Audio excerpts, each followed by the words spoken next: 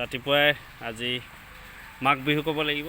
মাঘ বিহু শইকীয়াৰ ঘৰলৈ আহিলোঁ, কেশৱ শইকীয়াৰ ইণ্টাৰনেশ্যনেল গেষ্ট হাউচ। আজি ৰাতিপুৱাই এটা আমি জানে আৰু মাঘ বিহু এটা তিল পিঠা বুলি ক'ব লাগিব, হয় নাই? তিল নহ'লেও আজিকালি এটা নাৰিকল বেছি ইউজ হয়, ব্যৱহাৰ হয়।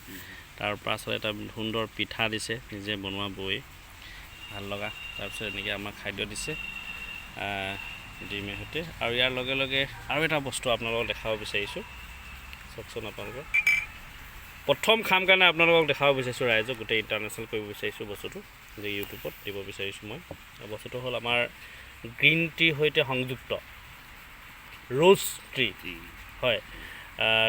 মানে টি আৰু ৰ'জৰ যিটো মানে সংযুক্ত হৈ এটা টি, গ্ৰীণ টি আৰু মানে ৰ'জ টিৰ সৈতে সংযুক্ত কৰি মানে সালমিহনি কৰি এটা টি, যিটো ইণ্টাৰনেশ্যনেল মাৰ্কেট তেখেতসকলে কৰিছে আৰু আমাকো আজি খাদ্য হিচাপে বা খাবৰ কাৰণে তেওঁলোকে যোগান ধৰিছে। চব এইটো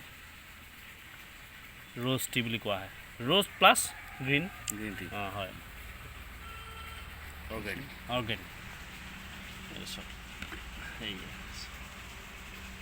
এইটো আপুনি ৰ'জবিলাক আপোনালোকে ৰ'জবিলাক চব ৰ'জ গোলাপ ফুলৰ যিটো পাহি দেখিছে, ইয়াৰ লগে লগে এটা গ্ৰীণ টিটো দেখিছে নহয়, এই চব আৰু কিবা কিবি কৰে এখেতসকলে। আজি মই এটাহে আপোনালোকক দেখাব বিচাৰিছোঁ যে এখেতসকলৰ পোনপ্ৰথমবাৰৰ বাবে আজি ইণ্টাৰনেশ্যনেল গেষ্ট হাউচ কেশৱ শইকীয়াৰ ঘৰত ৰ'জ টি খাম।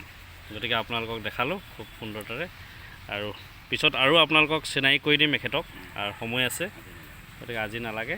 গতিকে আজি মই ৰ'জ টিহে খালোঁ, গতিকে এইখিনি আপোনালোকক দেখালোঁ। ঠিক আছে, ধন্যবাদ।